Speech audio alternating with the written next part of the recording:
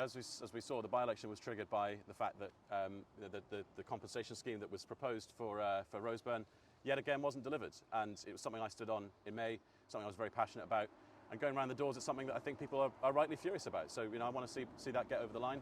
How would you pay for that?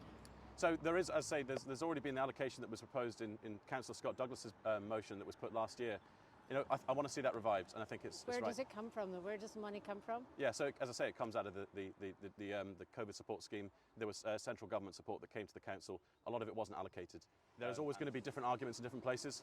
I think you can make the same case for the precedent that was set in Leith. I think there are always going to be things where there has to be, the promises that were made has to be kept. The precedent in Leith is that was built into the business case, and that there was money available for the traders on Leith, and it was a major piece of infrastructure. So I would ask you again, how would you pay for all the other traders in the city? Well, like I said, every party made those promises. We're just saying we should deliver the promises that we kept. I think the key thing is about giving people a sense of ownership back about their area. Whether it's on that, where people feel that they haven't been consulted, they don't know about the changes. Whether it's in Corstorphine, where we've seen people there, complaining that they haven't been given a say about the road arrangements that have been put in place there. Or whether it's in Ravelston, where people, I think, seem to be unaware about the fact that the council's once again considering potentially running trams down the Roseburn to Blackhall pathway. So even the SNP's Transport Minister just the other day said that we cannot countenance any more cars on the road forever. And so why are trams not a good thing? Why should people in the north of Edinburgh not be able to come up to, say, Haymarket on a spur, which was in the original plan anyway?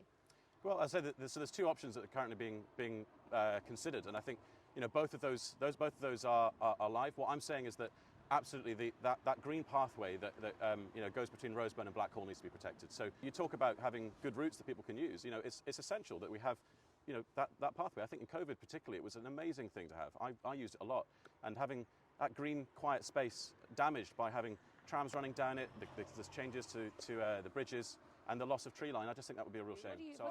What's your day job? So I work in business and technology consulting. So I help companies to design the solutions that help them serve their customers in the digital world. So I studied politics at university, strangely. It's funny how life kind of takes you in different routes.